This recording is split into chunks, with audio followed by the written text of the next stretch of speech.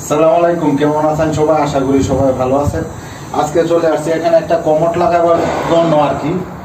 তো আপনাদেরকে অনেক ভিডিও দেওয়া হয়েছে, অনেক যেভাবে আমরা কমোড লাগিয়ে থাকি আর কি।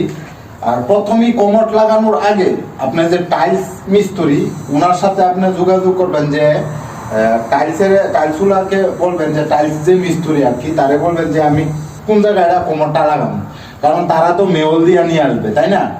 আর আমাদের দেশের মতন কিন্তু কমোড উপরে হয় না। আরব গল্পে জানেন যে আমি অনেক ভিডিওতে বলেছি যে নিচের যে ফ্লোর আর এই যে কমোডের জায়গা, এই জায়গাতে একদম বরাবর থাকে ফ্লোরে, আর ওই যে এই কমোডে একদম ফ্যানে বরাবর থাকে।